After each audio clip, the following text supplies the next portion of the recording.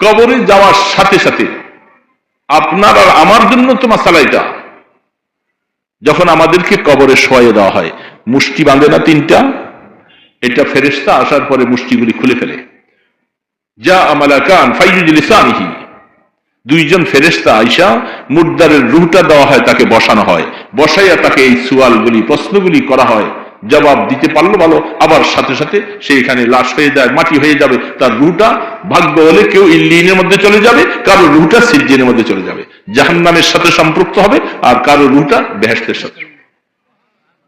কিন্তু নবী রাসূলদের ব্যাপারটা এই যে সুস্থ হয়ে আবার রুহটা দিয়ে দিলেন, এই রুহ আর নেওয়া হবে না, আর নেওয়া হবে না। এই জন্য আমরা বলে থাকি আল্লাহ রাসূল কবরে জিন্দা, কবরে বলেন সবাই কবরে কি? কোনদিন এই কথা বলবেন না রাসূল কবরে মৃত্যু, এটা আহলে সুন্নাত ওয়াল জামাতের আকীদার খেলাফ। কিছু কিছু লামাযহাবী ভাইয়েরা আছে, তারা রাসূলকে কবরে মৃত্যু বলে। আল্লাহ এদেরকে হেদায়েত দান করুক। পথভ্রষ্ট কথা, কবরে আমাদের রাসূল জিন্দা। উম্মতদের যখন সালাম যায়, রাসূল বলেন আমি নিজে আমার উম্মতের সালামের জবাব দিই। যারা আমার কবরের পাশে আইসা আমাকে সালাম দিল, আমি নিজে তার সালামের উত্তরটা দেই। প্রত্যেক সপ্তাহে সোমবার আর শুক্রবার আমার উম্মতের সমস্ত আমলের লিস্টিগুলি রওজায়ে আতহারে পৌঁছানো হয়। কে উম্মত তুমি নামাজ পড়লা, কে হিরোইন খাইলা, কে জিনা করলা, কে ব্যভিচার করলা, কি করলা, সমস্ত লিস্টি আমার সামনে আসে। গুনার অবস্থাগুলি দেখলে অন্তরে ব্যথা পাই, উম্মত কেমনে আমাকে ভুলে গেলা, তোমাদেরকে ইসলামের উপরে রাখার জন্য আমার জীবনে এত কষ্ট করে আসলাম, এখন তোমরা আমাকে ভুলে গেছো। কবরের মধ্যে সাহাবায়ে কেরাম, রাসূল বলতেছেন দেখো কোন মানুষকে জীবনে, আমার কবরকে তোমরা ঈদের পাত্র বানাইও না, আনন্দের মেলা বানাই দিও না। লা তাজআলু কবরি ঈদা, আমার কবরটাকে তোমরা একেবারে আনন্দের উল্লাসের হুজুম বানাইও না। আমার কবরের কাছে আসবা, সালাম দিবা, আমাকে উসিলা দিয়া দোয়া করবা, কিন্তু আনন্দের পাত্র মেলা মিলাইও না। রাহমাতুল আলমের কবরকে মেলা মিলানো যাবে না। দুনিয়ার অন্য কোনো মানুষকে মেলা কি করে মিলাবেন আপনি? রাসূলের সমান কেউ। এখন মাঝে মধ্যে ইউটিউবে ওই দিন আমাকে একজন দেখাইতেছে, কে জানি বলতেছে ইমাম মাহদী এসে গেছে পাকিস্তানে, সেই ইমাম মাহদী এসে গেছে, এই করছে সেই করছে, অনেক রকমের কথা। কদিন বাদে ইমাম ঈসা চলে আসবে, সবগুলার ফাঁকে ফাঁকে দিয়া দাজ্জালও আসবে। হ্যাঁ মনে রাখো, ইমাম মাহদী তো আসবেন বরহক, ঈসা আলাইহিস সালাম আসবেন। প্রায় ইমাম মাহদী আলাইহিস সালাম প্রায় 40 বছর পর্যন্ত হায়াত পাবে, ঈসা আলাইহিস সালাম 40 বছর পর্যন্ত তিনি দুনিয়াতে থাকবেন। কিন্তু 7 বছর কালটা ঈসা আলাইহিস সালাম এবং মাহদী আলাইহিস সাথে সম্পৃক্ত হবে। ইমাম মাহদী আলাইহিস সালামের 7 বছর হায়াত পর্যন্ত ঈসা আলাইহিস সালামের হায়াতও 7 বছরের সাথে মিলে যাবে। তারপর ইমাম মাহদী আলাইহিস সালাম চলে যাবেন, ঈসা আলাইহিস সালাম তিনি আরো 40 বছর থাকবেন। ঈসা আলাইহিস সালাম যখন ইন্তেকাল করবেন, তার কবরটা আল্লাহ রাসূলের কবর মোবারকের পাশে। আরবরা এটা অনেকে তারা মানতে চায়, আমরা বলছি সহিহ হাদিসে পাওয়া গেছে। এক আরবের সাথে কথা বলতেছিলাম, গরম পানি আছে নাকি সামান্য ঢেকে আসতেছে, তো কথা শেষ করে দিই। কথা বলতে এগুলি শেষ হবে না বাবা সহজে। এখন সহিহ হাদিসের দ্বারা প্রমাণ পাওয়া যায় যে রাসূল পাক সাল্লাল্লাহু আলাইহি ওয়াসাল্লামের কবরের পাশে একটা খালি জায়গা আছে। ঈসা আলাইহিস সালাম ইন্তেকাল করার পরে ওনাকে ওইখানে দাফন করা হবে। এবং আমাদের রাসূল সাল্লাল্লাহু আলাইহি ওয়াসাল্লামের সাথে ঈসা আলাইহিস সালামের সাথে কি সম্পর্ক? উনি শেষ জামানায় শেষ নবী, আর আমাদের রাসূল সাল্লাল্লাহু আলাইহি ওয়াসাল্লাম তিনিও সমস্ত নবীদের সর্বশেষ নবী। আর ঈসা আলাইহিস সালামের জামানার পাশে আমাদের রাসূল কেন, তার আগে ঈসা আলাইহিস সালাম কেন? এগুলি অনেক কথা, অনেক কথা। এবং ওনার কবর হবে এখানে। এই জন্য বাবাজিরা মনে রাখি, আমার এই কপালটা কার জন্য বলেন? জোরে বলেন, এই কপাল কার জন্য? দুনিয়ার সবকিছু আমি দেখি, আমার কপালটা কিন্তু আমি দেখি না। আয়না ছাড়া দেখা যায়?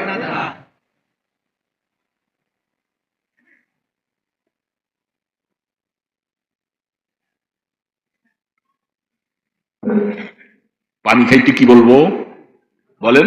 বিসমিল্লাহ বলে খাবো না? পানি খাইতে কি বলবো? ডান হাতে না বাম হাতে? 3 শ্বাসে পানি খাওয়া সুন্নাত। কয় শ্বাসে? আজকের থেকে সুন্নাতটা আমল করার নিয়ত রাখি সবাই। তাহলে এই কপালটা আমার কপাল আমি দেখি না, আপনারটা আমি দেখি, আপনি আমারটা দেখেন। আয়না ধরলে দেখা যায়, কিন্তু নিজে নিজে নিজের কপাল আল্লাহকেও দেখা যায়, আল্লাহকেও দেখা যায় না, আপনার কপালও আপনি দেখা যায়। এই জন্য আনদেখা কপাল দিয়া আনদেখা মাওলাকে সেজদা করবেন, আর কাউকে না। যদি আল্লাহকে ছাড়া কাহাকেও সেজদা দেওয়া যদি শরীয়তে জায়েজ হতো, আমি রাসূল আদেশ করতাম মহিলাদেরকে, মহিলারা তুমি তোমার স্বামীকে সেজদা করো। যেহেতু সেজদা আল্লাহ ছাড়া পৃথিবীর কারোর জন্য জায়েজ নাই, আমি নবীর জন্য না, সেখানে তোমরা কোনো মানুষকে সেজদা দিবা না। আর আল্লাহকে বাদ দিয়া কোনো মানুষকে সেজদা দিবা, সাথে সাথে ঈমান থেকে তুমি ক্যান্সেল হয়ে যাবা। এই জন্য বলছিলাম ভূমিকার প্রথমে, বাবাজিরা সকালে মুমিন বিকালে কাফের হয়ে যাবে, বলা যাবে না। যদি দুনিয়ার থেকে যাইতে চাই ঈমান নিয়ে, শিরিককে ছেড়ে দিতে হবে। শিরিক করা যাবে না। আল্লাহ পাক সবকিছু পছন্দ করে, শিরিক পছন্দ করে না। সেজদা যেহেতু আমার জন্য, ইবাদত করবা আমার জন্য, দুনিয়ার কারো জন্য না, সেই জায়গার মধ্যে তুমি যদি শিরিক করো, আল্লাহ রাসূল বলে গেছেন হাদিসের মধ্যে, শেষ জামানায় অনেক ভয় লাগে। একটা আমাবস্যার রাতে একটা কালো পাথর, আবু বকর সিদ্দিক রাদিয়াল্লাহু আনহু হাদিসের রাবী, একটা আমাবস্যার রাত্রে কালো পাথর, কালো পাথরের উপরে একটা পিপিলিকা চলতে থাকলে যেরকম মালুম করা যায় না, বোঝা যায় না, শেষ জামানায় আমার উম্মতের ভিতরে শিরিক এইভাবে ঢুকবে অনুমান করা যাবে না। সেই জামানা আসছে। আপনার পরিবার এত ভালো, এত খেদমত করেছে সারাটা জীবন আপনার, সে অনেক সময় কাপড় ধুইছে, রান্না পাকাইছে, সবকিছু করছে, এত খেদমত করার পরে তার সাথে আপনার জিন্দিগির মহব্বত, ভালোবাসাটা, এই যে সারা জীবন আপনার খেদমত করছে, তার বহু এহসান আছে না? আপনার উপরে অনেক দয়া অনুগ্রহ আছে না? তো বউটা এত মহব্বতের, হঠাৎ করে আপনি বাহিরের থেকে রাত্রে আসছেন, বিবি ঘরে একা, হঠাৎ করে দরজা নক করার পরে দেখলেন আপনার বিবির ঘর থেকে একটা ভিন্ন মানুষ বাইছে। বলেন, একটা ভিন্ন মানুষ যখন বাইরে চলে গেল, এই এত মহব্বতের স্ত্রীর ব্যাপারে আপনার ধারণাটা এখন কি হবে? তার সচ্চরিত্র না অবৈধ কোনো পন্থা? আপনি বলবেন এই কারা অসুস্থ রায়, এই বউ নিয়ে আর সংসার করা যাবে না, সে অন্য পুরুষের সাথে তার সম্পর্ক। কি বলেন? বলবেন কি বলবেন না? না তাকে আরো আদর করে দিলে চুমা দিবেন, সবাইকে ডাক দিবেন, ডাক দিয়ে বলবেন মা বাবা চাচা ভাই আসো। কি আশ্চর্য কথা! এই বেটি সামান্য একটা বাহিরের থেকে একটা মানুষ আসছে করে, এতটুকু অপরাধটা আপনি মানতে পারলেন না, সারাটা জীবন আপনাকে কাপড় ধোয়াইলো, পাক করে খাওয়াইলো, এত খেদমত করলো, সব ভুলে গেলেন? হ্যাঁ, সব ভুলে গেলেন? এটার নাম শিরিক। এতক্ষণ যা কিছু সারা জীবনে আমার স্ত্রী করেছে, এগুলি হাজারো ভুল করলেও মানা যায়, কিন্তু শিরিক করে সে আমার যে খাস অংশ এর মধ্যে ভিন্নকে আইনা বসাইছে, এটা মানা যায় না। করে এটার নাম শিরিক, এটার নাম শিরিক। এই জন্য আল্লাহ পাক বলতেছে, বান্দা তুই একসময় নামাজ পড়স নাই, একসময় উল্টা পাল্টা চলছস, আমি মাফ করে দিছি তোর, তুই যখন তওবা করছস আমি তোরে মাফ করে, কিন্তু যেটা সেজদা আমার, কপাল আমার, আমাকে বাদ দিয়া এই কাজটা যখন অন্য কারো করবি, আমি আল্লাহ এই গুনাহ মাফ করব না কোনোদিন। ইন্নাল্লাহ লা ইয়াগফিরু আন ইউশরাকা বিহি। এই জন্য শিরিকের গুনাহ এত কঠিন, এত পাপ, এত বড়। আল্লাহর ওয়াস্তে সবাই আল্লাহর কাছে ফানা চাই, আল্লাহ শেষ জামানায় আসছি, ইমানটুকু নিয়ে কবরে যাইতে চাই, শিরিক যেন আমাদের সাথে সম্পৃক্ত না হয়। আল্লাহ তুমি শিরিকের গুনাহ থেকে আমাদেরকে, এই জাতিকে, এই উম্মতে মুহাম্মাদিয়াকে আল্লাহ তুমি হেদায়েত দান করো। সবাই বলো আমিন। মহান রব্বুল আলামিনের দরবারে সর্বপ্রথম কালেমাতুশ শুকর আদায় করছি, যিনি মেহেরবানি করে আপনাকে আমাকে দয়া করে মায়া করে ইমানের দৌলত দান করলেন। সকলে বলি আলহামদুলিল্লাহ। ইমানদার খুশি না বেজার? এর থেকে বড় কিছু আর চাওয়ার আছে? ইমানের থেকে বড় কিছু বান্দার জীবনে চাওয়ার নেই। সবচেয়ে বড় দৌলতের জিনিস হলো ইমান। আল্লাহ পাক ইমান দিয়েছেন, শুকর আদায় করলাম। কতদিন পর্যন্ত ইমানটা থাকা দরকার বলেন? কতদিন পর্যন্ত? এই জন্য পাশাপাশি আল্লাহ পাকের কাছে তৌফিকও চাওয়া দরকার যে আল্লাহ ইমান দিয়েছ, শুকর আদায় করতেছি, এই ইমানটুকু আমাদেরকে কবর পর্যন্ত নিয়ে যাওয়ার তৌফিক দান করো। কারণ ইমান প্রথম পাইছি, শেষে যদি ইমান না থাকে তাহলে জীবনের সমস্ত ইবাদত বরবাদ। কি বলেন, ঠিক না? ইমান যাইতে পারে কি যাইতে পারে না? আখিরি জামানার পয়গম্বর মুহাম্মদুর রাসূলুল্লাহ সাল্লাল্লাহু আলাইহি সাল্লাম বলেন, সবাই সাল্লাল্লাহু, তিনি হাদিসে বলছেন, বুখারী শরীফে রওয়ায়াত আসছে, শেষ জামানায় আমার উম্মতের মধ্যে বড় আফসোস হলো সকালবেলা ইমান, বিকালবেলা ইমান হারা। আবার বিকালবেলা ইমান ধরে রাখছে, সকালবেলা তার ইমান ক্যান্সেল হয়ে যাবে। এমন কিছু কাজ হয়তো হয়ে যাবে, এমন কিছু আকীদা পোষণ করবে, এমন কিছু কথা বলবে যার কারণে ইমানের পরিপন্থী হওয়ার কারণে আল্লাহ পাকের ইমানের দপ্তর থেকে নামটা কেটে দেবে। এটা বড় কঠিন কথা। হয়তো আমি খবরও রাখবো না, আপনার হয়তো জানাও থাকবে না, কিন্তু ইমান চলে গেছে। এটা বহুত বড় মুসিবতের কথা। কখন কার চলে যাবে ইমান, এই জন্য 24 ঘন্টা ইমান যেন আল্লাহ পাকের কাছে ধরে রাখতে পারি, এটার জন্য নিজেকে সতর্ক থাকা লাগবে, ফিকির করা লাগবে এবং দোয়াও চালাইতে হবে যেন আল্লাহ তুমি আমার ইমানটা নিও না। কত মানুষের জীবনের হালাতের ঘটনা আছে, কত সুন্দরভাবে ইমান আনছে, ইমান ক্যান্সেল হয়ে গেছে। রাসূলের জামানায় এমন ঘটনা ঘটছে, আর 1450 বছর পরে এখন তো এই পরিস্থিতি হওয়াটা স্বাভাবিক। এখন তো চতুর্দিকে ইমান ধ্বংসকারীদের অভাব নাই। মুসলমানকে কি করে ইমান থেকে সরাবে, একজন নামাজিকে কি করে নামাজ থেকে সরাবে, এই ফিকির উঠে পড়ে ভাবে লাগছে। ইহুদি, নাসারা, ইসলাম বিদ্বেষীরা, তাদের 24 ঘন্টার ফিকির হলো কি করে মানুষকে ইহুদি বানানো যায়, নাসারা বানানো যায়, বৌদ্ধ বানানো যায়, বিভিন্ন মতভেদ তৈরি করে তাদের দলে লোক নেবার জন্য ফিকির। এই জন্য সবসময় খুব আতঙ্কের মধ্যে আছি, কখন যেন ইমান চলে যায়, এই জন্য পেরেশান। যার কারণে নবী আলাইহিস সালাতু ওয়াস সালাম তিনি বলছেন, জাদ্দিদু ঈমানাকুম। ক্বালু ইয়া রাসূলুল্লাহ কাইফা নুজাদ্দিদু ঈমানানা। আল্লাহর রাসূল বলেন, এ সাহাবারা, ঈমানকে তাজা করো। ঈমানকে কি করো বাবা? আমি একটু তবিয়ত উল্টা, আমি মাঝে মধ্যে কিছু কথা জিজ্ঞাসা করলে আপনারা উত্তর দিলে আমার কাছে ভালো লাগে, বুঝবো যে আপনারা কথাগুলি শুনতেছেন, বুঝতেছেন বা ঘুমান নাই। ছাত্র পড়াতে গেলে আমরা এইভাবে করি, ছাত্রদেরকে শুধু পড়াই আর ছাত্ররা ঘুমাতে থাকে।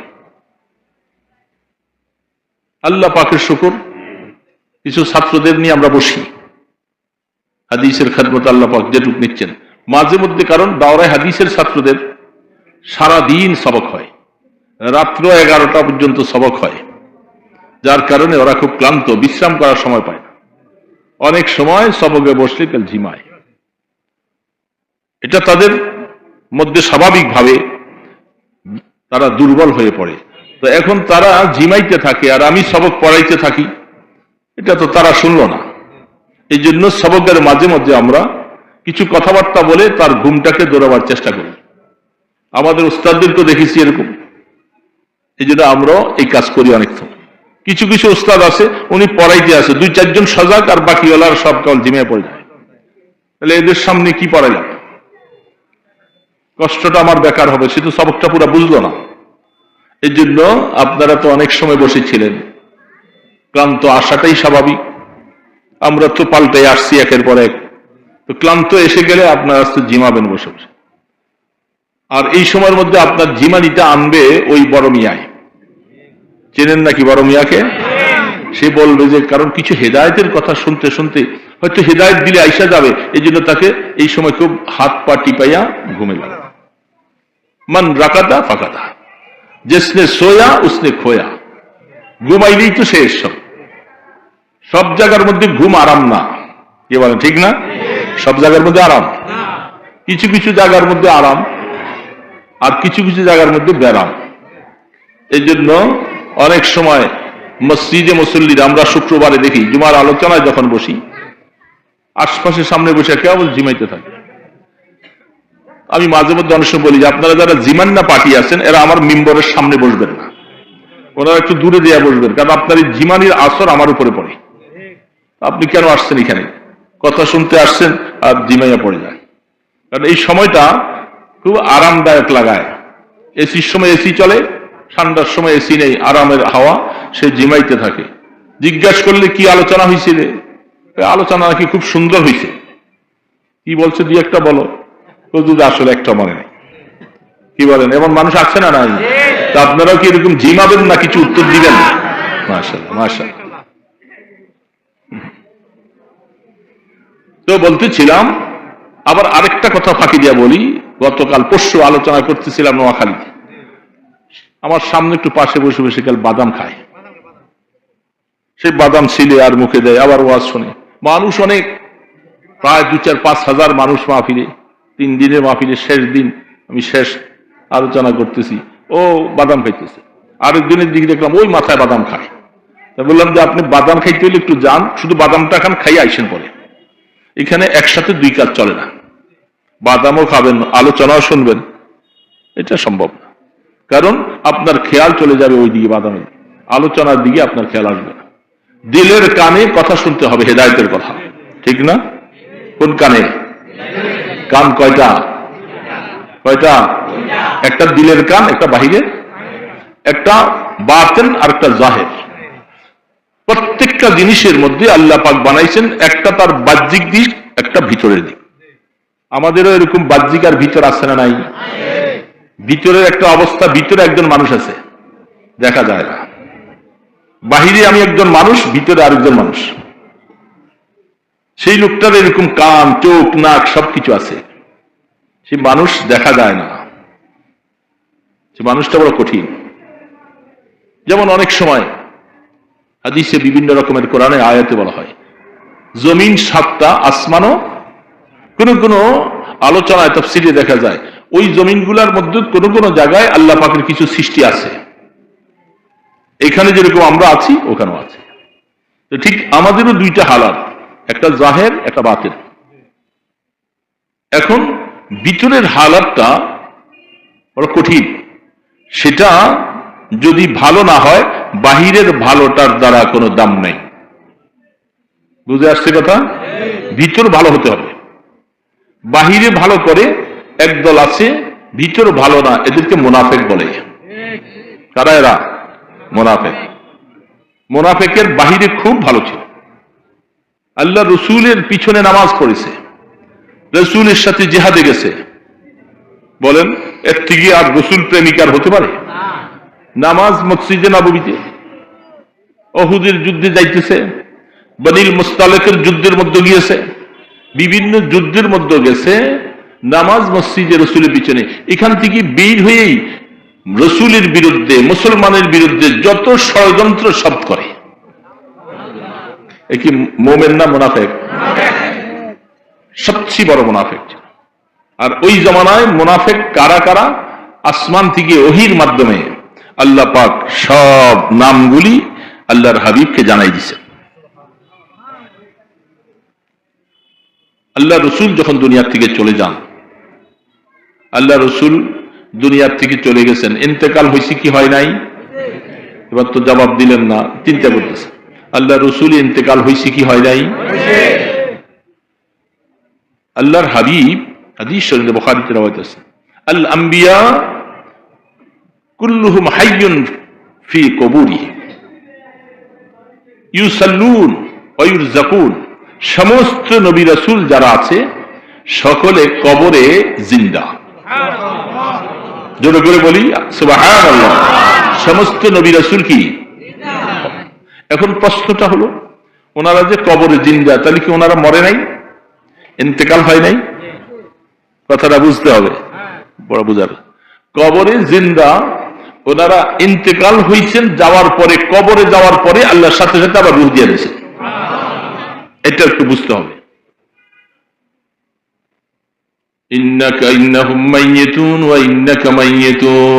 আল্লাহ পাক কোরআনে বলছেন তাদেরও মৃত্যু হয়েছে, ওগো রাসূল আপনারও মৃত্যু হয়েছে, তো কোনো সন্দেহ নেই।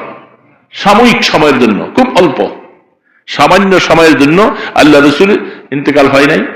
কিন্তু কথা তো অনেক কথাগুলি বলার এত সময়ও হবে না। গাড়িটা নষ্ট হয়ে গেছে রাস্তায়, আস্তে আস্তে যাইতে হবে, আল্লাহ কখন নিয়ে পৌঁছায় বলা যায় না। আল্লাহর হাবিব যখন ইন্তেকাল করে, আম্মা জান আয়েশা সিদ্দিকা রাদিয়াল্লাহু তাআলা আনহার ঘরে ছিল। আল্লাহ রাসূলের 9 জন বিবি ছিল। কয়জন? রাসূলের উম্মতেরা কি 9 জন বিবাহ করতে পারবে? তাদের জন্য কয়জন? 4 জন। এটা বলতে গেলে আবার 1-2 ঘন্টা ব্যাপার, ওদিকে যাব না। 4 জন কেন? মহিলারাও 4 জন রাখতে পারে না? হ্যাঁ, এই জন্য কেন, এটার প্রশ্ন অনেক কথা। মহিলাদের জন্য স্বামী একজনই রাখতে হবে, আর পুরুষের জন্য 4 জন স্ত্রী হালাল একসাথে। আল্লাহ রাসূল তার স্ত্রী ছিলেন 9 জন। 9 জন কেন? আল্লাহ রাসূল যদি 1000ও রাখতেন, পুরাটা জায়েজ ছিল, সেটা ভিন্ন এক মাসালা। আল্লাহর হাবিবকে আল্লাহ পাক জান্নাতের 100 জন মানুষের শক্তি মুহাম্মদ রাসূলুল্লাহ সাল্লাল্লাহু আলাইহি ওয়াসাল্লামকে একা দিয়েছেন। আর জান্নাতের দুনিয়ার 1000 জান্নাতের একজন। সেই হিসাবে আল্লাহ রাসূলের দেহের মধ্যে 4000 মানুষের শক্তি ছিল। বিবাহ আরো বেশি করা দরকার ছিল।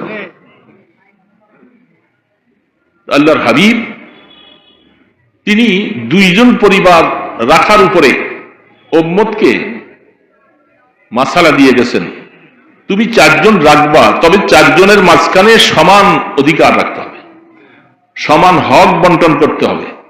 যদি কেউ একের উপরে রাখতে না পারো, তাদের মধ্যে যদি ইনসাফ কায়েম করতে না পারো, তাহলে তুমি একটাই যথেষ্ট। কারণ 2 জন পরিবার রাখবা, আর এদের মধ্যে ইনসাফ রাখলা না, কিয়ামতের ময়দানে তোমাকে আল্লাহ পাক বাঁকা করে উঠাবে। দেখলেই মানুষ চিনবে যে তার দুনিয়ার মধ্যে 2টা স্ত্রী ছিল, যে তাদের মধ্যে ইনসাফ কায়েম করে না। তাহলে 2 জন পরিবার থাকলে ইনসাফ কায়েম। এই জন্য আল্লাহ রাসূল যখন অসুস্থ হয়ে যান, তখন 9 জন বিবির আইনা আকুনু গাদান, আইনা আকুনু গাদান, রাসূল বলতেন যে আমি আগামীকাল কোন ঘরে যাব। তখন আরেকজন বিবির ঘরে, কারণ সকলেরই মনের তামান্না ছিল আল্লাহ রাসূলের জীবনের শেষ অবস্থা একটু খেদমত করি, চাইছিল না? এই জন্য সবার ঘরের মধ্যে শেষ অবস্থার ভিতরে হযরতে উম্মে সালমা রাদিয়াল্লাহু তাআলা আনহা সেই ঘরে আসার পরে আল্লাহ রাসূল বলছিলেন আমি আগামীকাল কোথায়। এর মধ্যে আরেকটা কথাও আছে, আগামীকাল কোথায় যাব। আল্লাহ রাসূল যেহেতু সমস্ত বিবিদের মধ্যে আয়েশা সিদ্দিকা রাদিয়াল্লাহু তাআলা আনহাকে বেশি ভালোবাসেন। কাকে? নামটা বলেন সুন্দর করে, সওয়াব হবে। আয়েশা সিদ্দিকা রাদিয়াল্লাহু তাআলা সমস্ত বিবির থেকে আল্লাহ তাকে বেশি বুদ্ধি দিয়েছেন, ইলম দিয়েছেন, আকলে সলিম দান করেছেন সমস্ত বিবির থেকে। এই জন্য আম্মা জান আয়েশা পরবর্তী জামানায় অনেক সময় হাদিসের দরস দিতেন। ওনার হাদিসের দরসের মধ্যে অনেক সাহাবায়ে কেরাম থাকতেন, পর্দার ভিতরে থাকতেন, উনি হাদিসের দরস দিতেন। কারণ আম্মা জান আয়েশা সিদ্দিকা যত হাদিস রাসূল থেকে সংগ্রহ করেছেন অন্যরা পারেন।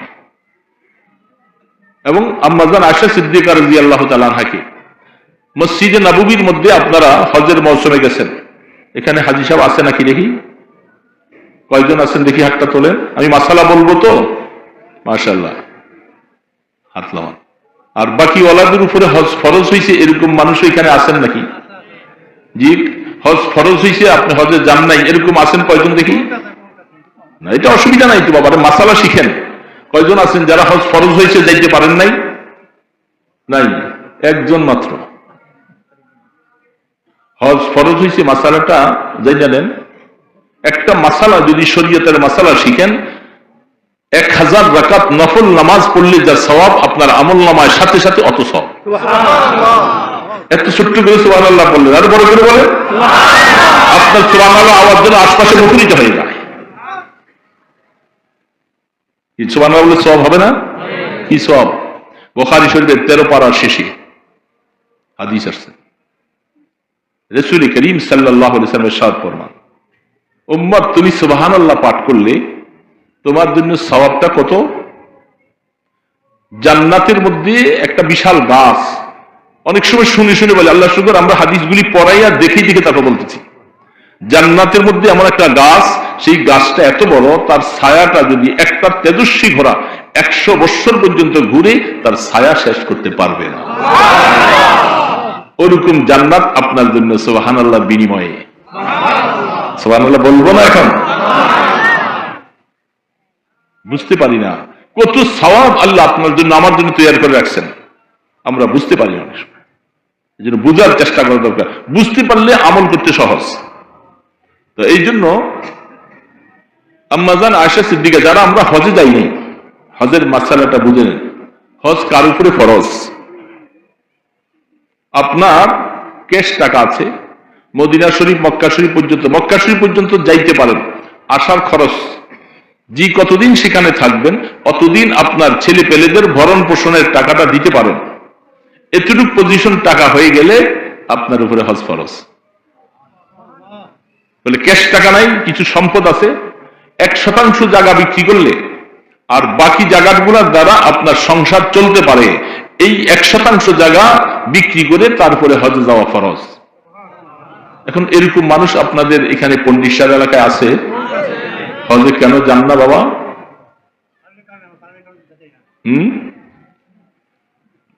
কেন যান না? মেয়েটা বিবাহ দিবেন, ছেলেটা বিবাহ করে যাবেন, দোকানে একটা বাড়িতে বাজারে একটা দোকান বানাইয়া যাব, হ্যাঁ কেন যান না? আল্লাহ রসুল কি বলছেন?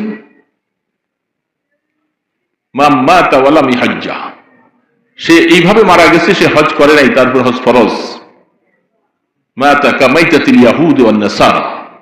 সে যেন ইহুদি হয়ে মারা গেল, নাসারা হয়ে যেন মারা গেল, আমার কোন জিম্মাদারি তার উপরে নাই, সে কেন ফরজ করার পরে হজ করলো না? কিয়ামতের ময়দানে তার হাসর হবে ইহুদিদের সাথে, নাসারাদের সাথে। কেন আল্লাহর পয়গম্বরের কথা মানল না? হজের ফরজ মানার পরেও তুমি আমল করলা না, টাকার মহাব্বত নিয়ে বসেছিলা। ইমানদার, কিয়ামতটা হবে ইহুদি নাসারাদের সাথে। এটা কি ভালো হবে? ইহুদি নাসারাদের সাথে হাসর হবে, মদিনাওয়ালাকে পাবেন না, রসুলকে পাবেন না। রসুলকে না পাইলে অবস্থা খারাপ। তো যাই হোক, তাহলে যাদের হজ ফরজ হয়েছে, এবছর তো টাকা সরকার কিছু কমাই দিছে, ফিকির করা লাগবে না। আসলে কেন? মদিনাওয়ালার জন্য মায়া নাই, যেমনটা মায়া দরকার ছিল বলার সময় নাই, রাতকে রাত শেষ হয়ে যাবে এই সমস্ত আলোচনা করলে। মদিনাওয়ালার জন্য মায়া আসতে হবে আগে দিলে। মক্কা শরীফে রাসূল বলছেন, ইবনে মাজার মধ্যে হাদিস আসছে, মান হাজ্জা ওয়ালাম ইয়াতিনি, যে হজ করেছে সে মদিনাতে আসে নাই। অথচ মদিনা যাওয়াটা কিন্তু হজের কোনো ফরজ না, এটা আবার মাসালা বুঝতে হবে। একজন মানুষ মক্কা শরীফ হজ করার পরে সে মরে গেছে, অসুস্থ হয়ে গেল, মদিনা শরীফ যাইতে পারে নাই, তার হজ হয়েছে কি হয় নাই? হজ হয়ে গেছে। কিন্তু আল্লাহ রসুল কি বলছেন? তুমি হজ করলা, একটু মদিনা শরীফ আসলা না, একটু আমার সাথে একটু দেখা করে গেলে না, ফাকাদ জাফা, তুমি আমার উপরে জুলুম করেছো, জুলুম করেছো আমি রসুল উপরে। আমাকে উসিলা দিয়ে তোমার ইমান, তোমার টুপি, তোমার দাড়ি, তোমার মসজিদ, তোমার মাদ্রাসা, তোমার কোরআন সবকিছু পাইলা আমার উসিলা, আর আমার এখানে একটু আসতে পারলা না, তুমি জুলুম করেছো আমি রসুল। আর কিছু লাগে? বলেন, আর কিছু শক্ত কথা লাগে? এর থেকে বড় কথা আর কি? এই জন্য আমরা অনেক সময় বলে থাকি, যারা হজ করতে যাও, হজ শেষ হওয়ার পরে তো অনেকে এখনকার সিস্টেমের কারণে হজের আগেও যায়, হজের পরেও যায়, টিকিটের সমস্যার কারণে। যারা সিস্টেম হলো আগে হজ করবে তারপর মদিনা যাবে, এটা হলো মূল সিস্টেম। কিন্তু এখন সিস্টেম পাল্টিয়ে গেছে। যারা মদিনা শরীফ হজ করতে গেল, আমরা অনেক সময় বলে থাকি ভাইরা, মদিনা শরীফে যাওয়ার আগে মদিনার নবীর কিছু প্রেম আগে শুনবেন, মদিনার নবীর হালাত কিছু শুনবেন, শোনার পরে দিলের মধ্যে মদিনাওয়ালার মায়া জাগা দিবেন, তারপরে মদিনা যাওয়ার পর দেখবেন যে স্বাদ কেমন লাগে।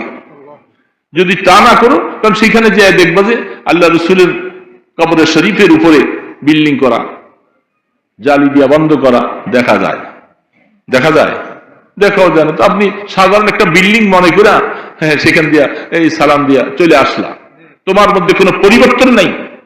তুমি চিন্তা করতে পারলা না যে আমি কোথায় গেলাম, কোথায় গেলাম, এতটুকু তোমার দিলের মধ্যে আসে নাই। বহু দাড়ি কাটনেওয়ালা আমাদের সাথে হজে ছিল, সারা হজের সফরটা দাড়ি দেরি দেরি কামাতো। যেদিন মদিনা যাওয়ার সিদ্ধান্ত, তার 2 দিন আগের থেকে বললাম, বন্ধু হজ তো শেষ করলা, আমার আল্লাহ বহুত বড় দয়ালু, এই জন্য তুমি তার বাইতুল্লাহ তওয়াফ করলা, তোমাকে ধাক্কা দিয়া বের করে দেয় নাই। কিন্তু এখন তুমি যেই জায়গায় যাইতেছ তিনি হলেন আল্লাহর বন্ধু, বুঝতে হবে তোমাকে আমি কোথায় যাইতেছি। রাহমাতে দো আলমের কবর মোবারকের সামনে যেয়ে সালাম দিবা, ওই সময় দাড়িগুলি কামাইয়া বন্ধু তুমি মদিনায় যাইও না। আল্লাহ রসুল তোমার সালাম নেয়, তোমার চেহারার দিকে যদি নজর করে দেখে, উম্মত আমার সামনে আসলা দাড়িগুলি কামাইয়া, তুমি আমার গলার মধ্যে ছুরি লাগাইলা। আমার একটা সাহাবীও দাড়ি কামানেওয়ালা ছিল না, সমস্ত সাহাবায়ে কেরাম দাড়িওয়ালা ছিল। এটা ইমানদার মুসলমান তোমার জন্য সৌন্দর্য।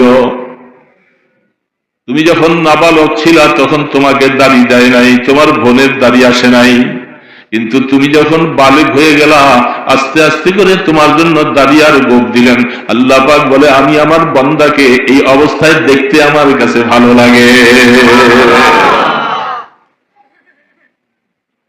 তুমি এই জিনিসটা ছেড়ে দিয়ে আসলা। রাসূল বলছেন, ওয়াকুল লোহা অক্সি শারি, মোসকে ছোট করো, দাড়িগুলি বড় করো। আফসুস হলো তুমি মোস রাখলা, দাড়িগুলি কামাই ফেললা। মদিনার নবীর সেই কথাটা তোমার মনে নাই। আমি অনেক সময় আলোচনা বলে থাকি, যুবক আমাদের সাথে অনেক ছেলেরা মহব্বতের সম্পর্ক রাখে, বায়াত মরিদের সিলসিলা, সে দাড়িওয়ালা হয়েছে। এখন দাড়ি রাখার কারণে সে নামাজ পড়ে, সুন্নত মতো চলে, তার বউটা তো তার সে মুরিদ হওয়ার আগে। এখন দাড়ি রাখার কারণে বউ তাকে বলছে তুমি দাড়ি ফালাই দাও। সেই ছেলেটা পাশের মহল্লায় থাকে, আমার কাছে আয়সা বলতেছে, হুজুর আমি তো মহা বিপদে, আমার ঘরের মধ্যে অশান্তি। বউ এ যদি অনেক কিছু বলে, আমরা তো সবাই তার কথা মানি, কি বলেন ঠিক না? আর সেখানে যদি একটু কন্ট্রোল ঠিক না রাখে, ঘরের মধ্যে আগুন জ্বলে যায়, সমস্যা না? এখন সেই বেচারা মহাবিপদ আসছে। আসার পরে আমি কিছু সময় তার সাথে কথা বলার পরে তার ইমানের পাওয়ারটা আগে দেখলাম। সে তার দাড়িটা যে রাখছে, তার ইমানটা মজবুত কত, এটা একটু নাড়াচাড়া দিলাম। নাড়া দেওয়ার পরে ছেলে মাশাআল্লাহ পুরো মজবুত। হুজুর বউ চলে গেছে শ্বশুর বাড়িতে, এখন সে দাড়ি না ফালাইলে সে আসবে না। যেই মেয়েটা দাড়ি না রাখার কারণে স্বামীর ঘর ছেড়ে দিতে চায়, 1 নম্বর বললা ওই মেয়েটাকে বলবা, আমার কাছে ভালো লাগে তুমি চুলগুলি ফালাইলে আমি তোমাকে ভালো লাগে। 1 নম্বর প্রস্তাব দিবা তাকে, আগামীকাল থেকে আমি দাড়ি ফালাবো, তোমার চুলগুলি সব কামাই ফেলাইবা। সে এটা মানবে? চুল কামাইতে রাজি না, ওরে দেখা যাবে অন্যরকম। তারপরে বললাম যে দেখো, তুমি যদি তোমার গোটা যদি নাই আসে, হুজুর আমি দাড়ি রাখছি, আমার জীবন যাবে, আমি দাড়ি ফালাবো না। বউ আসুক আর না আসুক, আল্লাহ শুকর আদায় করতেছি তোমার জন্য, তোমার ইমান মজবুত আছে, তুমি বলে দিবা যে আমি দাড়ি ফালাবো না, মনে চাইলে আসো। কারণ যেই মেয়েটা তোমার রসুলের গলায় ছুরি চালাবার মতো এই প্রস্তাব দিতে পারে, সেই বউ দ্বারা তোমার ঘরে শান্তি হবে না। সে যদি চলে যেতে চায় চলে যান, আল্লাহ পাকের কাছে দোয়া করো, দিনদার পরিবার আল্লাহ তোমাকে মিলাই দিবে। কারণ তখন মদিনার নবীর রুহানি দোয়া পাইবা তুমি। এই জন্য এই জামানায় অনেক ভার্সিটি কলেজের ছাত্রদেরকে বলি, বাবা ওই দিনও কয়েকজনকে বলছিলাম, সে আপনার কলেজে পড়ে, বললাম যে তুমি যে দাড়িগুলি রাখিয়া সেখানে চলো, ওদের কিছু সমস্যা হয়, ইমানের সাথে দাড়ি রাখছি, যেহেতু দাড়ি কামানো কবিরা গুনাহ, আমি কবিরা গুনাহ নিয়ে কবরে যাব, এটা হতে পারে না। আমি দাড়ি রাখছি তো আলহামদুলিল্লাহ, আল্লাহর শুকর, বাধা আসলেও আল্লাহর তরফ থেকে ওর বাধা সরে যায়। এই জন্য বলি, এই যুবক, এই জামানার মধ্যে আমল তোমার কিছু ত্রুটি আছে, मैं और कुछ लेके नहीं आया हो, मैं सिर्फ आपकी दरबार में सूरत लेके आया हो। আল্লাহ, আমি কবরের মধ্যে তেমন কোন আমল নিয়ে আসতে পারি নাই, আপনার পয়গম্বরের একটা সূরত নিয়ে আমি কবরে আসছি। দয়া করে এই উসিলায় তুমি আমাকে কবরের যাওয়া প্রশ্নের জবাবগুলি আসান করে দাও। কবরে প্রশ্ন হবে কি হবে না? কয়টা? বড় হুজুরের জন্য মনে হয় হবে না, আব্দুল কাদের জিলানী রহমতুল্লাহ আলাইহির হবে না, সাহাবায়ে কেরামদের হবে, সবার। তাহলে কেউ বাদ নাই, যত বড় পিশাব হোক না কেন, কবরের প্রশ্নটার জবাবটা দিতে পারলাম কি পারলাম না, এটা কি আর জানা যাবে? দুই একটা ঘটনা মাঝে মধ্যে জানা যায় স্বপ্নের মাধ্যমে, তখন নেককারেরা স্বপ্নে দেখে। ওমরে ফারুক রাদিয়াল্লাহু তাআলা আনহু, তাকে অনেক সাহাবারা স্বপ্নে দেখেছে। খলিফাতুল মুসলিমিন ওমরে ফারুক কবরে যাওয়ার পরে মুনকার নাকির প্রশ্ন করতে আসছে। খলিফাতুল মুসলিমিন ওমরে ফারুক বলতেছে, 3.5 হাত মাটির নিচে আসলাম, যে রবের সাথে জীবনটাকে সব শেষ করে দিলাম, যে রসুলের প্রেমে পড়ে কাফের থেকে ইসলাম গ্রহণ করেছি এবং রক্তগুলি সব ঝেড়ে দিয়েছি, সেই রসুল কি ভুলে গেছি? যে ইসলামকে মহব্বত করে বহুত মাইল খাইছি আমি, মক্কার বাইতুল্লাহ ঘরের পাশে আমাকে ধরে ইসলাম গ্রহণ করার কারণে তারা আমাকে অনেক মারছে, রক্ত রঞ্জিত করে ফেলছে। ওমর, পাঠাইছিলাম তোমাকে কি জন্য, আর তুমি সেখানে মোহাম্মদের হাতে ধরা পড়ে গেলা, আমাকে অনেক মারছে। এখন সেই রসুলকে ভুলে গেলাম, সেই ইসলামের কথা ভুলে গেলাম, সেই রবকে ভুলে গেলাম। এবং তিনি চুপ করে আছেন। ফেরেশতা অনেক সময় আসছে, ফেরেশতা আসার পরে আল্লাহ পাক বলে, আরে এই মুনকার নকির, আমার ওমরকে তোরা কি প্রশ্ন করতে গেছিস? এই ওমর তার প্রশ্নের জবাব কি আর দিবে, আমার থেকে নিয়ে যাবে। একজন আল্লাহ ওয়ালার কথা তার ছাত্ররা স্বপ্নে দেখেছে। ইয়াহইয়া ইবনে আকসাম রাহমাতুল্লাহ আলাইহি অনেক বড় মুহাদ্দিস, অনেক বড় আলেম ছিলেন। তিনি সারা জীবন হাদিস পড়াইছে। কবরে যাওয়ার পরে বুড়া মানুষ, জীবনের শেষ অবস্থা, বার্ধক্য হইয়া মুনকার নকির আসছে। মুনকার নকির আসবে তো কবরে, নাকি? কোরআনের কথা, হাদিসের কথা অস্বীকার করার কোনো জো নাই, আসবে কোনো সন্দেহ নাই। মুনকার নকির আইসা কবরে ওনাকে, মার রব্বুকা ওয়া মা দীনুকা ওয়া মান নাবিয়্যুকা আল্লাযী বুইসা ফীকুম, এখানের মধ্যে অনেক হাদিসে তার তাকরীর আছে, অনেক তাওজিয়াত আছে। রাসূলকে কিভাবে দেখবে, কি অবস্থায়, কি পজিশন। আল্লাহু আকবার। হাদিস এগুলি গবেষণা করলে, মোতালা করলে, যেগুলি ছাত্র জীবনে দেখার সুযোগ হয় নাই, আল্লাহ পাক এত কিছু ইলম রাখছেন, রাত শেষ হয়ে যায়, দেখা শেষ হয় না, মজাও শেষ হয় না, এরকম অনেক সময় পার হয়ে যায়। ইলমের মোতালার মধ্যে এত মজা আর এত স্বাদ। তো ইবনে আকসাম রাহমাতুল্লাহ আলাইহি তাকে কবরে যাওয়ার পরে প্রশ্ন করতেছে, তিনি কোনো জবাব নেই, চুপচাপ।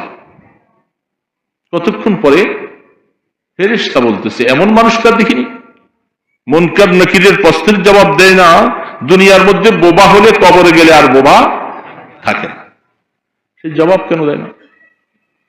আল্লাহ পাকের কাছে নালিশ করলেন, আল্লাহ আপনার এই বান্দার তো জবাব দেয় না। আল্লাহ পাক এবার ডাক দিছে, ইয়াহইয়া, মুনকার নকিরের প্রশ্নের জবাব দিচ্ছ না। এবার তিনি জবান খুলছে, আল্লাহ, আমি আপনার আদনা একটা গোলাম। তারা প্রশ্ন করেছেন ঠিক কথা, আমি একটা হাদিস জীবতি থাকতে রসুলের হাদিস হিসাবে সহি হাদিস, সনদ সহি মনে করে হাদিসটা পড়াইছি অনেকবার। সেই হাদিসটা কি ভুল পড়াইলাম কিনা না শুদ্ধ পড়াইছি, এটা নিয়ে আমি একটু চিন্তা করতেছি। যদি হাদিসটা সহি না হয় আর আমি এটাকে হাদিস বলে যদি পড়াই থাকি, তাহলে তো জিব্বা কাইটা ফেলবে। কারণ রসুলের নামে মিথ্যা তহমত দেওয়া, রসুল বলে নাই আর আমি বলছি এটা রসুল বলছে, জিব্বাটা কিয়ামতের মাঝখানে কাইটা দিবে। আমার মতো আপনার মতো এই মসজিদের সভাপতি, এলাকার সভাপতি একজন মানুষ, সাধারণ মানুষ, উনি এত বড় মানুষ না। ওনার নামে যদি একটা মিথ্যা কথা বলি, এই উনি এ কথা বলছে, উনি গরম হয়ে যাবে না? আর সেখানে আল্লাহর হাবিব রাহমাতে দো আলম ওনার নামে একটা মিথ্যা কথা বলবে যে রসুল এই কথা বলছে, অথচ রসুল বলেন নাই, জিব্বাটা কাইটা ফেলবে কিয়ামতের মধ্যে। রসুল বলছে তোমার ঠিকানাটা জাহান্নামে বেছে নিবা, আমি রসুলের উপরে তহমত। এই জন্য আমি এটা নিয়ে একটু চিন্তা করতেছিলাম। আল্লাহ পাক ডাক দিয়া বলে, ইয়াহইয়া, কি হাদিসটা পড়াইছিলা বলো। ইয়াহইয়া তিনি তখন বলতেছিলেন, আল্লাহ ইয়াস্তাহি লিজি শাইবা, নবী করিম সাল্লাল্লাহু আলাইহি ওয়াসাল্লাম ফরমান, আল্লাহ পাকের বান্দারা যারা ইসলামের উপরে বুরা হয়, ইসলামের উপরে সে বার্ধক্য হয়ে যায়, দাড়িগুলি সাদা হয়ে যায়, ইসলাম রাখা অবস্থায় যদি তার হালাতটা এই অবস্থায় হয়, আমার আল্লাহ পাক বলে আমি আমার ওই বান্দাকে খুব মহব্বত করি, তাকে খাতির করি, অনেক অনেক অনেক গুনাহ মাফ করে দিই। বুড়া হয়ে গেছে, ইসলামের উপরে সে বুড়া হয়েছে, নামাজ পড়ছে সারা জীবন, আমাকে ডাকছে, ও তো গুনাহ করে ফেলছে, এখন পারে না আগের মতো, তারপরেও কষ্ট করে করে নামাজ পড়ে যায়, আমি আমার ওই বান্দাগুলোকে ভালোবাসি, মহব্বত। আল্লাহ পাক ডাক দিয়া বলে, ইয়াহইয়া, হাদিস যা পড়াইছে কোনো সন্দেহ নাই, সনদ সহি। কি জন্য তুমি এই কথা এখন বললা? আল্লাহ, আপনি যদি সাদা দাড়িওয়ালা ইসলামের উপরে মুসলমান হইয়া বুড়া হয়ে গেছে, তাদেরকে যদি আপনি মহব্বত করেন আর ভালোবাসেন, তাহলে ফেরেশতারা আপনার থেকে বড় হয়ে গেছে কিনা? ফেরেশতারা কি আপনার থেকে বড়? কেন? আমি একজন বুড়া মানুষ কবরে আসছি, তারা কবরে আইসা তো আমাকে সালাম দিল না, সুবহানাল্লাহ ওয়া বিহামদিহি, তারা সালাম দিল না, সম্মান করা দরকার ছিল না। ফেরেশতারা আল্লাহ পাক বলে, আরে আমার ইয়াহইয়াকে কি প্রশ্ন করবা? কবরে আসছি, কতগুলি সাদা দাড়ি নিয়ে আসছি, রাসূলের এই আখলাক নিয়ে আসছি। ফেরেশতারা বলে, আল্লাহ পাক বলে, ও ফেরেশতা চলে আসো, আমার ইয়াহইয়ার প্রশ্ন লাগবে না, তার জন্য জান্নাতে ঠিকানা করে দাও। বাবা, দুনিয়ার মধ্যে কিছু না পাইলেও মরার পরে কবরে যেও পাইবা। যুবক, এই জন্য দাড়ি রাখো, দাড়ির মধ্যে আর লাগাইও না কিছু, আল্লাহ পাকের মহব্বত করো, আল্লাহ তোমাকে ভালোবাসবে, মদিনাওয়ালা খুশি হবে, মদিনাওয়ালা খুশি। যুবক, কাকে খুশি করার জন্য? তোমার বউ, সমাজের কিছু মানুষ, তোমার এই দাড়িগুলা দিয়ে কাদাইতেছ, কাকে খুশি করতেছো বলো? বিনিময় কি পাও? বরং তোমার থেকে কিছু টাকা সেভ করতে টাকা লাগে না? কি লাগে? কি লাগে না? তুমি মনে করতেছো তোমাকে সুন্দর দেখায়। আল্লাহ পাক বলে, আমি তো তোমাকে সুন্দর দেখি না, মদিনার নবী তোমাকে সুন্দর দেখে না। সুন্দর জিনিস যারা দেখে এরা হলো এই সমাজের মধ্যে ওই সমস্ত পচা গন্ধা দুর্গন্ধময় মহিলাগুলি, তারা তোমাকে সুন্দর দেখে।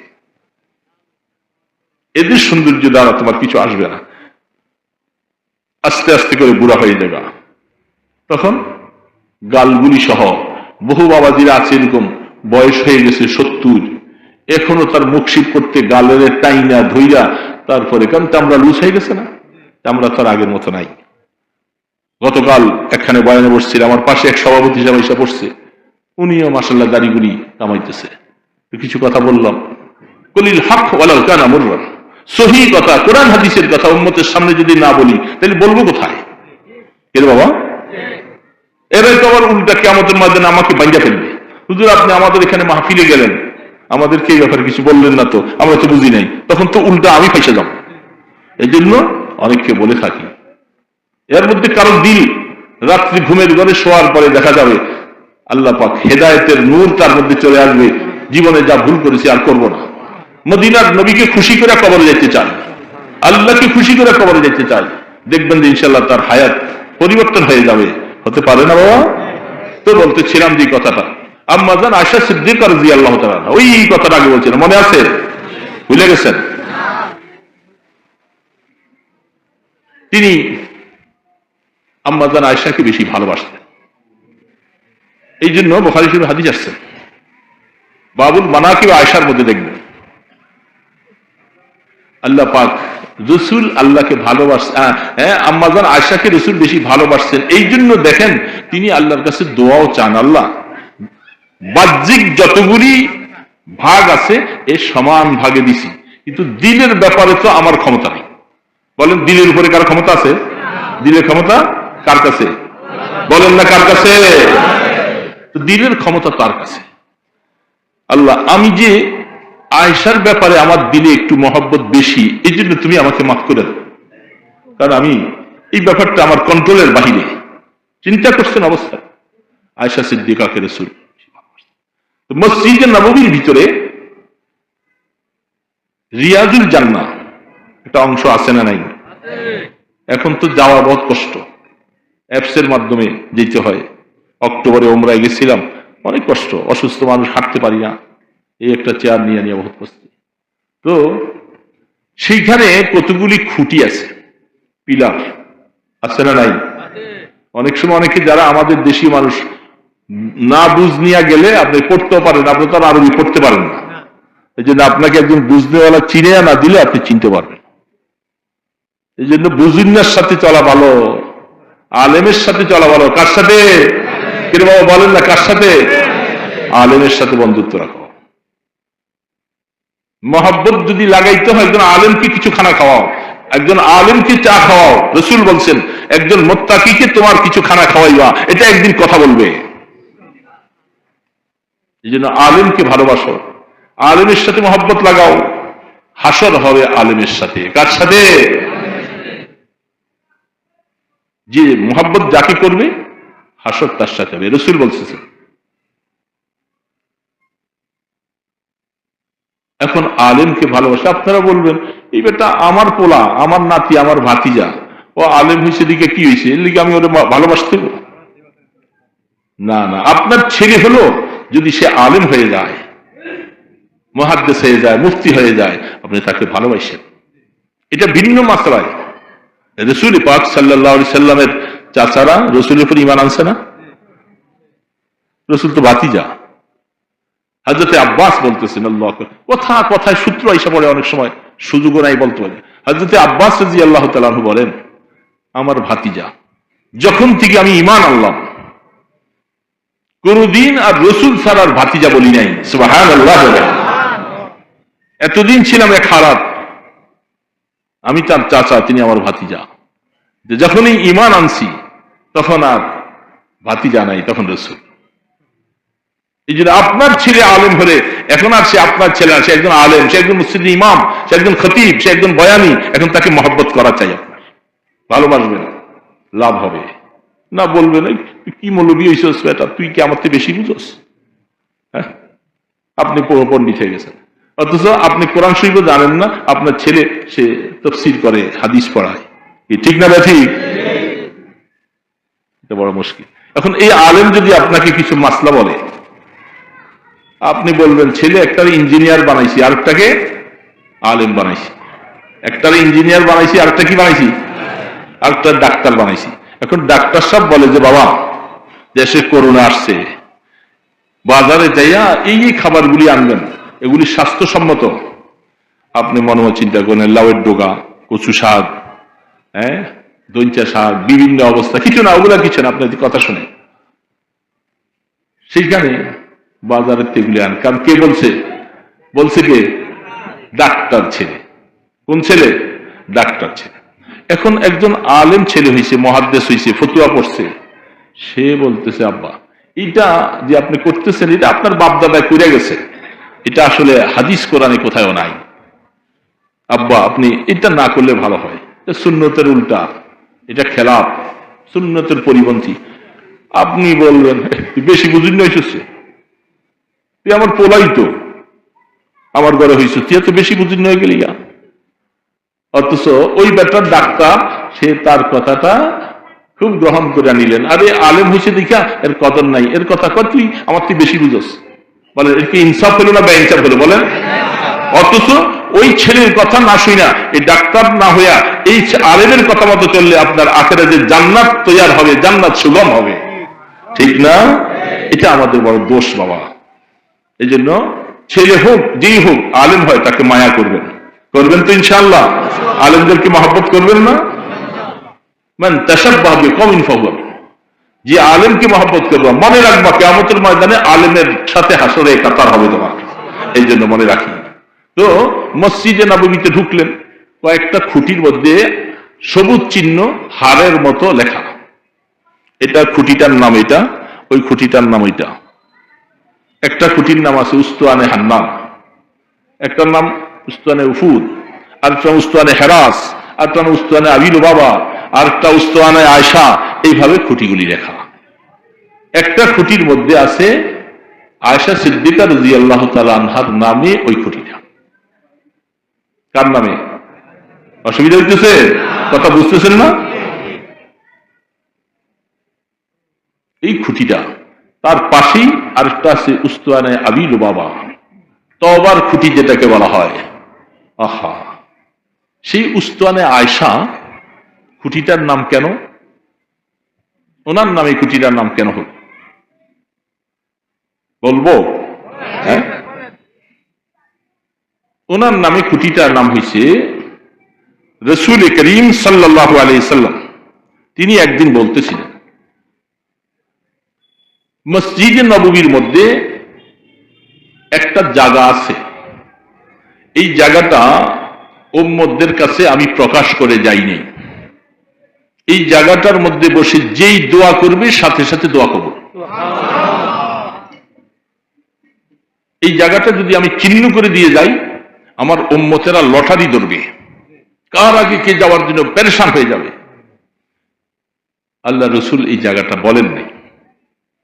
শেষ হায়াতের শেষে আম্মা জান আয়েশা সিদ্দিকা রাদিয়াল্লাহু তাআলা আনহাকে ওই জায়গাটার কথা বলে গেছেন।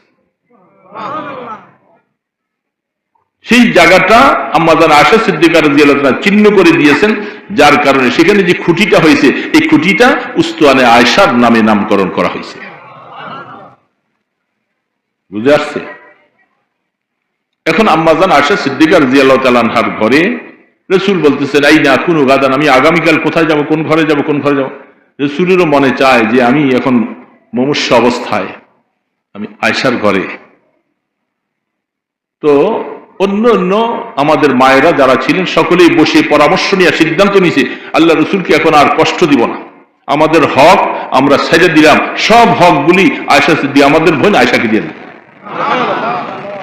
এই জন্য আল্লাহ রসুল সেই ঘরে যখন গেলেন, কঠিন হালত।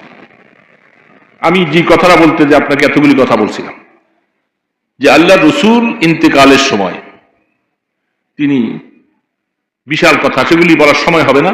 আল্লাহ রসুল, আম্মা জান আয়েশা বলেন, রসুলের মাথাটা আমার এই বুকের উপরে ছিল। আল্লাহ রসুল ব্যথা, মাথা ব্যথা, বুখারীতে রওয়ায়াত আছে, বারবার করে ইন্না লিল মাউতি লাসাকরাত, ইন্না লিল মাউতি লাসাকরাত। আহা, মৃত্যুর কষ্ট, এত কষ্ট, সাকরাত, মৃত্যুর সাকরাত। এটা আরেকটা মাসালা, প্রত্যেকটা কথার উপরে অনেক সময় লেগে যায় কথা বলতে। মৃত্যুর সাকরাত যেটাকে বলা হচ্ছে, এটা সবার বেলায় আসবে, যেটাকে রুটা বাইর করার যেটা কষ্ট যে অবস্থা, আমরা অনেক সময় টের পাই না। সবার জন্য মৌতের একটা সাকরাত হয়, এই সাকরাতের সময় কষ্ট হয়। এখন রাহমাতুল আলম তিনি এই অবস্থায়, বুখারী রাহমাতুল্লাহ আলাইহি বলতেছিলেন যে রাসূল বারবার বলতেছেন, হ্যাঁ মৃত্যুর কষ্ট। আম্মা জান আয়েশা বলেন, আমাদের তো সহ্য হচ্ছে না। রহমতে দো আলমের এই হালাত, তিনি মৃত্যুর কষ্টের কথা বারবার বলতেছেন। আয়সা, কষ্ট সহ্য করা যায়। আমাদের আয়সা বলেন, আমি একটা পানির পাত্র নিলাম, পাত্রটা নিয়া রসুলের মোবারক হাত পাত্রটার মধ্যে একটু চুবাইয়া, কারণ আমার হাত আর রসুলের হাত তো এক বরাবর না, এই জন্য আমি না চুবাইয়া রসুলের হাতটা পানিতে চুবাইছি, চুবাইয়া সেখান থেকে একটু পানি নিয়ে নিয়া এই কপালে দিয়া মুছতেছি, দেখি একটু ব্যথাটা উপশম হয় কিনা। রহমতে দো আলম বারবার বলতেছে ইন্না লিল মৌতি লাসাকরাত। অনেকগুলি ঘটনা এখানে আছে, হাদিস খুলে দেখবেন, অনেক কথা আছে, অনেক ঘটনা আছে। সেই অবস্থায় শেষ আল্লাহ রসুল বলছিল, আমি তোমাদের কাছে কিছু ওসিয়ত লিখে দিয়ে যাই, কাগজ কলম নিয়ে আসো। এই নিয়ে সাহাবাই কেরামদের মধ্যে মতবিরোধ দেখা দিল। কেউ বলে রসুলের অসুস্থতার সময় কাগজ কলম আনবা না, কষ্ট দিবা না রসুলকে। তখন রসুল কয়েকটা কথা বলে গেলেন, তোমরা আমার এখানে সামনে তর্ক করবা না, কথা বড় করে বলবা না, তোমরা উঠে যাও। কারণ রসুল দুনিয়ার থেকে চলে যাচ্ছে, এই সময় তর্ক বিতর্ক করে কথা বড় করে বলা বেয়াদবি। এই জন্য কয়েকটা কথা বলে গেছেন যে তোমরা জাজিরাতুল আরব থেকে ইহুদিদেরকে উৎখাত করবা এবং যারা তোমাদের গোলাম আছে তাদের সাথে ভালো আচরণ করবা। তুমি যা খাইবা গোলামকে তা খাওয়াইবা, এবং যারা রাষ্ট্রদূত আসবে তাদের সাথে ভালো ব্যবহার করবা, তাদেরকে কিছু হাদিয়া দিয়া বিদায় করবা। 4-5টা কথা বলে গেলেন। আল্লাহর হাবিব এই কথাগুলি বলে গেছেন। বলার পরে আম্মা জান আয়েশা বলেন, রসুলের মাথা আমার এখানে, আমাদের সহ্য হয় না, কষ্ট হচ্ছে। তখন রসুল বলছে, জীবনের শেষ আয়েশা, একটু জানালার পর্দাটা একটু সরাও, জীবনের শেষবারের মতো আমি একটু দেখে যাই যে নামাজ কায়েম করার জন্য জীবনে এত কষ্ট, এত কষ্ট, এত রক্ত ঝরেছে, সেই নামাজ আমার উম্মতদেরকে আমি নামাজের কাতারে দেখছি। আল্লাহ আমাকে যদি বলে, আমি বলবো যে আল্লাহ আমার উম্মতগুলি নামাজের কাতারে রেখে আসছি। আজকে সেই উম্মত তোমরা নামাজ ছেড়ে দিছো, রসুলের উম্মত হয়ে তুমি নামাজ ছেড়ে দিছো। রসুল যে কত মায়ার নজরে দেখছিল নামাজ। একটু পরে অনেকের ধারণা ওমরে ফারুক রাদিয়াল্লাহু তাআলা আনহু আছে সমস্ত সাহাবারা মসজিদে নববীর মধ্যে, যেহেতু পর্দার ব্যাপারে ঘরে সবাই ঢুকতে পারে না। কিছুক্ষণ পরে অনেকের ধারণা ছিল হয়তো এখনো রসুল বেহুশের অবস্থায় আছেন, আবার হুশ হইয়া ফিরে আসবে। কিছুক্ষণ পর আম্মা জান আয়েশা বলেন, আমিও এতক্ষণ পর্যন্ত নিশ্চিত ছিলাম রসুল একটু পরে হয়তো আবার সুস্থ হয়ে যাবেন, সুস্থ হয়ে যাবেন। যখন রসুল এই শব্দটা বললেন, আল্লাহুম্মা ইয়া রফিকাল আ'লা, আল্লাহুম্মা ইয়া রফিকাল আ'লা। আম্মা জান আয়েশা বলেন, এতক্ষণ নিশ্চিত ছিলাম রসুল সুস্থ হবে, যখন রফিকে আলার সাথে মিলনের জন্য দরখাস্ত করে বসছেন, এবার আর নৈরাশ হয়ে গেছি, রসুল আর থাকবেন না। রফিকে আলা আরশ ওয়ালার সাথে মিলতে চাই, আমি আর এই দুনিয়াতে থাকতে চাই না। শোয়াইয়া দিলেন, চাদর দিয়ে ঢেকে রাখলেন। আবু বকর সিদ্দিক রাদিয়াল্লাহু তাআলা আনহু দূরে ছিলেন। আসার পরে ঘরে অনুমতি নিয়ে ঢুকলেন অন্য কোন বিবিরা আছে কিনা। মুখের চাদর মোবারকটা সরাইয়া আবু বকর সিদ্দিক রাসূলের কপালের মধ্যে ঠোঁট লাগাইয়া প্রাণ ভরে চুমা দিতেছে, আর বলতেছে, আজকের পরে রাসূল আর কোনো কষ্ট নাই, এতদিন এই উম্মতের জন্য আপনি জীবনে যত কষ্ট করেছেন, আজকের পরে আর কোনো কষ্ট, আজকে আপনি রফিকে আলার সাথে মিলে যাচ্ছেন।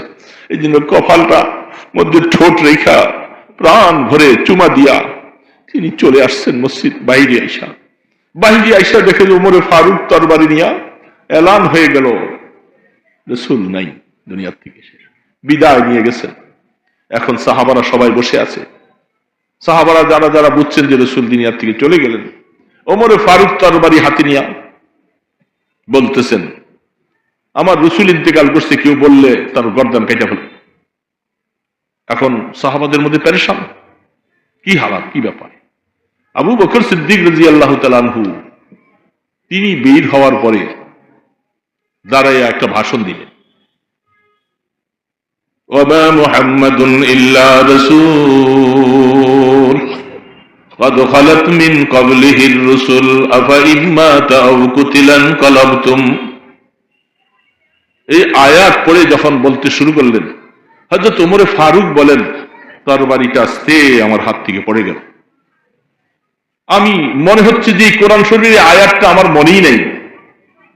আবু বকর এখন বলার পরে আমি চিন্তা করে দেখলাম, কথা তো বাস্তব, আল্লাহ কোরআনে বলছেন আমার নবী মুহাম্মদ অন্যান্য নবীদের মতো তারা যেরকম ইন্তেকাল করেছে আমার নবী মুহাম্মদও ইন্তেকাল করবে।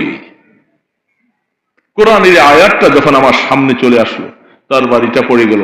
সমস্ত সাহাবায়ে কেরাম মুজ্জমান হইয়া দুলার মতো মাটিতে গড়াগড়ি করতেছে আর চিৎকার করে করে বুক ফাটাইয়া ফেলতেছে, রাসূল নাই, রাসূল নাই।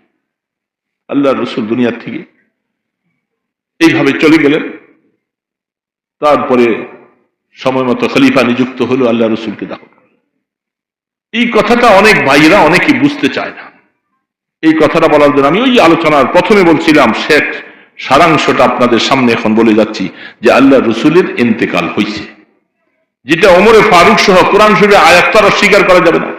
তাই যদি ইন্তেকাল না হয় তাহলে সাহাবারা কি এত নিষ্ঠুর যে রসুলকে জীবিত অবস্থায় কবরে শোয় আসছে?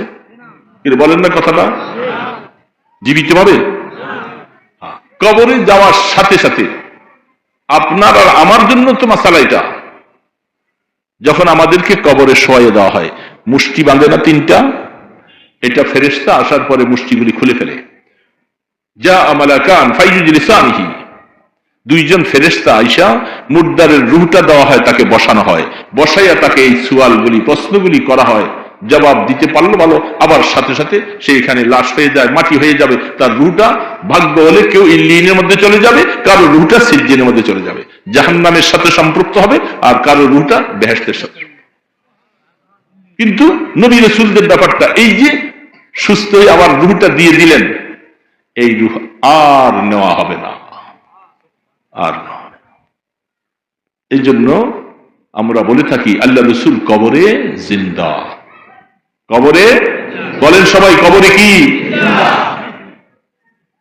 কোনদিন এই কথা বলবেন না যে রাসূল কবরে মৃত্যু। আহলে সুন্নাত ওয়াল জামাতের আকীদার খেলাফ। কিছু কিছু মাযহাবী ভাইয়েরা আছে, তারা রাসূলকে কবরে মৃত্যু বলে। আল্লাহ এদেরকে হেদায়েত দান করুক। পথভ্রষ্ট কথা। কবরে আমাদের রাসূল জিন্দা। উম্মতদের যখন সালাম যায়, রাসূল বলেন আমি নিজে আমার উম্মতের সালামের জবাব দিই। যারা আমার কবরের পাশে আইসা আমাকে সালাম দিল, আমি নিজে তার সালামের উত্তরটা দেই। প্রত্যেক সপ্তাহে সোমবার আর শুক্রবার আমার উম্মতের সমস্ত আমলের লিস্টিগুলি রওজায়ে আতহারে পৌঁছানো হয়। কে উম্মত তুমি নামাজ পড়লা, কে হিরোইন খাইলা, কে জিনা করলা, কে ব্যভিচার করলা, কি করলা, সমস্ত লিস্টি আমার সামনে আসে। গুনার অবস্থাগুলি দেখলে অন্তরে ব্যথা পাই, উম্মত কেমনে আমাকে ভুলে গেলা, তোমাদেরকে ইসলামের উপরে রাখার জন্য আমার জীবনে এত কষ্ট করে আসলাম, এখন তোমরা আমাকে ভুলে গেছো। কবরের মধ্যে সাহাবায়ে কেরাম, রাসূল বলতেছেন দেখো কোন মানুষকে জীবনে, আমার কবরকে তোমরা ঈদের পাত্র বানাইও না, আনন্দের মেলা বানাই দিও না। লা তাজালু কবরি ঈদা, আমার কবরটাকে তোমরা একেবারে আনন্দের উল্লাসের হুজুম বানাইও না। আমার কবরের কাছে আসবা, সালাম দিবা, আমাকে উসিলা দিয়া দোয়া করবা, কিন্তু আনন্দের পাত্র মেলা মিলাইও না। রাহমাতুল আলমের কবরকে মেলা মিলানো যাবে না। দুনিয়ার অন্য কোনো মানুষকে মেলা কি করে মিলাবেন আপনি? রাসূলের সমান কেউ। এখন মাঝে মধ্যে ইউটিউবে ওই দিন আমাকে একজন দেখাইছে, কে জানি বলতেছে ইমাম মাহদী এসে গেছে পাকিস্তানে, সেই ইমাম মাহদী এসে গেছে, এই করছে সেই করছে, অনেক রকমের কথা। কদিন বাদে ইমাম ঈসা চলে আসবে, সবগুলার ফাঁকে ফাঁকি দিয়া দাজ্জালও আসবে। হ্যাঁ, মনে রাখো ইমাম মাহদী তো আসবেন বরহক, ঈসা আলাইহিস সালাম আসবেন। প্রায় ইমাম মাহদী ইসলামও প্রায় 40 বছর পর্যন্ত হায়াত পাবে। ঈসা আলাইহিস সালামও 40 বছর পর্যন্ত তিনি দুনিয়াতে থাকবেন, কিন্তু 7 বছর কালটা ঈসা আলাইহিস সালাম এবং মাহদী আলাইহিস সাথে সম্পৃক্ত হবে। ইমাম মাহদী আলাইহিস সালামের 7 বছর হায়াত পর্যন্ত ঈসা আলাইহিস সালামের হায়াতও 7 বছরের সাথে মিলে যাবে। তারপর ইমাম মাহদী আলাইহিস সালাম চলে যাবেন, ঈসা আলাইহিস সালাম তিনি আরো 40 বছর থাকবেন। ঈসা আলাইহিস সালাম যখন ইন্তেকাল করবেন, তার কবরটা আল্লাহ রসুলের কবর মোবারকের পাশে। আরবরা এটা অনেকে তারা মানতে চায় না, আমরা বলতে সহিহ হাদিসে পাওয়া গেছে। এক আরবের সাথে কথা বলতেছিলাম, গরম পানি আছে নাকি সামান্য ঢেকে আসতেছে, তো কথা শেষ করে দিই। কথা বলতে এগুলি শেষ হবে না বাবা সহজে। এখন সহিহ হাদিসের দ্বারা প্রমাণ পাওয়া যায় যে রাসূল পাক সাল্লাল্লাহু আলাইহি ওয়াসাল্লামের কবরের পাশে একটা খালি জায়গা আছে। ঈসা আলাইহিস সালাম ইন্তেকাল করার পরে ওনাকে ওইখানে দাফন করা হবে। এবং আমাদের রাসূল সাল্লাল্লাহু আলাইহি ওয়াসাল্লামের সাথে ঈসা আলাইহিস সালামের সাথে কি সম্পর্ক? উনি শেষ জামানায় শেষ নবী, আর আমাদের রাসূল সাল্লাল্লাহু আলাইহি ওয়াসাল্লাম তিনিও সমস্ত নবীদের সর্বশেষ নবী। আর ঈসা আলাইহিস সালামের জামানার পাশে আমাদের রাসূল কেন, তার আগে ঈসা আলাইহিস সালাম কেন? এগুলি অনেক কথা, এবং ওনার কবর হবে এখানে। এই জন্য বাবাজিরা মনে রাখি, আমার এই কপালটা কার জন্য বলেন? জোরে বলেন, এই কপাল কার জন্য? দুনিয়ার সবকিছু আমি দেখি, আমার কপালটা কিন্তু আমি দেখি না। আয়না ছাড়া দেখা যায়?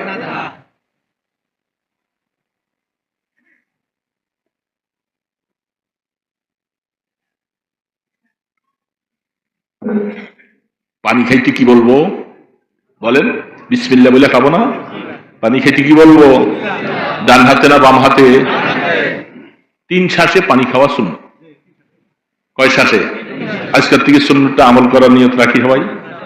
তাহলে এই কপালটা আমার কপাল আমি দেখি না, আপনারটা আমি দেখি, আপনি আমারটা দেখেন। আয়না ধরলে দেখা যায়, কিন্তু নিজে নিজের কপাল আল্লাহকেও দেখা যায়, আল্লাহকেও দেখা যায় না, আপনার কপালও আপনি দেখা যায়। এই জন্য আনদেখা কপাল দিয়া আনদেখা মাওলাকে সেজদা করবেন, আর কাউকে না। এই কপালটা শুধু আল্লাহ পাকের জন্য। রাসূল সাল্লাল্লাহু আলাইহি ওয়াসাল্লাম কি কোন সাহাবায়ে কেরাম সেজদা করছে? রাসূল বলছেন যে খবরদার, সেজদা একমাত্র আমার আল্লাহর জন্য। একটা বাগানের পাশে গিয়া, কথাটা সূত্র আয়সা বলছে, এটা শেষ করে দিই, আবার কথা বেরিয়ে গেল। রাত কয়টা বাজে? অনেক বেজে গেছে। তো বাগানের মালিক, আঙ্গুরের বাগান, একজন সাহাবী, একটা ওট, তার পালা ওট, হঠাৎ করে এটা পাগল হয়ে গেছে। পাগল হইয়া বাগানের ভিতরে এই যে দৌড়ফাল দিতেছে, বাগানটা তছনছ করে ফেলতেছে। বেচারা পেরেশান, কাছেও যাওয়া যায় না। ওট খুব ভদ্র, কিন্তু ওট যদি পাগল হয় কামড় দিলে সহজে ছাড়ে না। সে দৌড়ে এসে বাগানের বাহিরে চলে আসছে, পেরেশান। হঠাৎ করে দেখা যায় যে আল্লাহ রসুলের রাস্তা যেতেছে। সামনে যে সালাম দিচ্ছেন, ইয়া রাসূলুল্লাহ, আমার ওটটা পাগল হয়ে গেছে, বাগানটা তছনছ করে ফেলছে, একটু দোয়া করেন ওটটাকে। রহমতে দো আলম আল্লাহ রসুল বাগানের কাছে, সাথে সাহাবারা ছিলেন, বাগানের গেটের মধ্যে দাঁড়ানো। ওটটা বাগানের ওই প্রান্তে, আঙ্গুরের বাগান কিন্তু অনেক বিশাল বড় হয়, তায়েফের মধ্যে দেখবেন কত বড় বড় বাগান। তো ওটটা আল্লাহ রসুলকে দেখা ওই বাগানের শেষ মাত্রার থেকে দিছে দৌড়। মালিক বলতেছে, ইয়া রাসূলুল্লাহ, আপনি একটু সরে দাঁড়ান, ওটটা তো পাগল, দৌড়ে আসতেছে। বলে, তুমি ক্ষান্ত হও, আমি তোমার যেমন নবী, এই ওটেরও নবী।